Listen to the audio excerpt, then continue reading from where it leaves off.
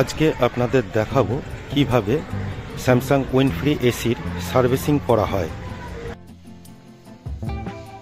প্রথমে আউটডোর ইউনিটের বক্সের যে ঢাকাগুলো রয়েছে তার প্রত্যেকটা স্ক্রুকে আলাদা আলাদাভাবে খুলে নিতে হবে এবং খেয়াল রাখতে হবে স্ক্রুগুলো যেন লাগানোর সময় সঠিকভাবে প্রত্যেকটা গুনে গুনে লাগানো হয়। এরপরে বক্সের ঢাকাটাকে খুলে নিয়ে ভেতরের যে পার্টসগুলো মানে কন্ডেন্সার, কম্প্রেসার, পাখার যে অংশগুলো রয়েছে সেগুলোকে সঠিকভাবে ব্রাশ দিয়ে পরিষ্কার করে নিতে হবে এবং পাখার ব্লেডটাকে খুলে নিয়ে প্রেসার ওয়াটার দিয়ে ভালোভাবে পরিষ্কার করে নিতে হবে, ঠিক যেভাবে এই আউটডোর ইউনিটের আপার বক্সটাকে পরিষ্কার করা হচ্ছে।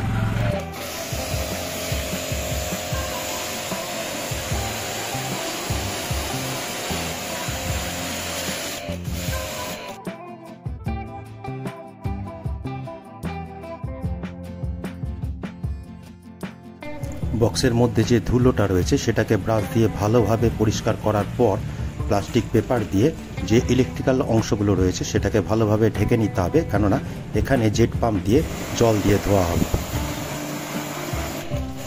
এখন পাখার ব্লেডটাকে ভালোভাবে প্রেসার ওয়াটার দিয়ে ধুয়ে পরিষ্কার করে মুছে নিতে হবে, তারপরে ওটাকে ঠিক জায়গাতে ইনস্টল করে দিতে হবে।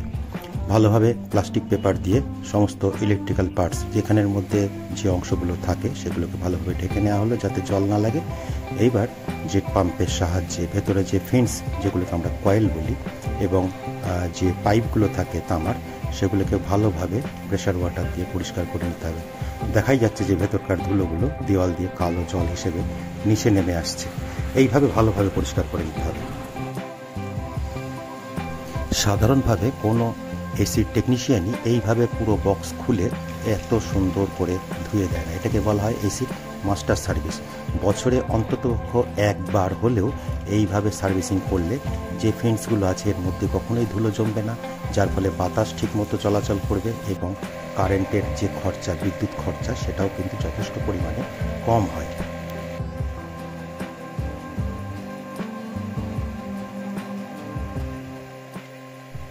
বক্সের পাশ এবং পেছনের অংশটাকেও কিন্তু একইভাবে সুন্দর করে পরিষ্কার করে নিতে হবে যাতে কোনো অংশে ফিন্সের কোনো জায়গায় কোনো ধুলো জমে না থাকতে পারে।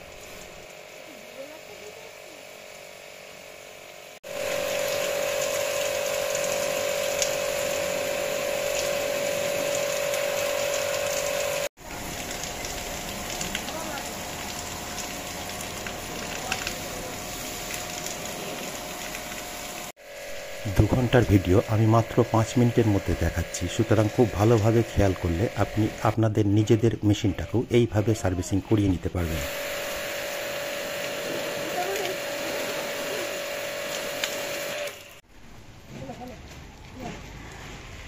সম্পূর্ণ অংশ জল দিয়ে ভালোভাবে পরিষ্কার করে নেওয়ার পর পাখার ব্লেডটাকে আবার নতুন করে ইনস্টল করে দেওয়া হবে এবং সম্পূর্ণ অংশটাকে মুছে নিয়ে আবার ওপরকার যে বক্সের কভারটা রয়েছে সেটাকে লাগিয়ে দিতে হবে। আপনারা দেখতে পাচ্ছেন যে এবার পাখার ব্লেডটাকে লাগিয়ে নেওয়া হচ্ছে।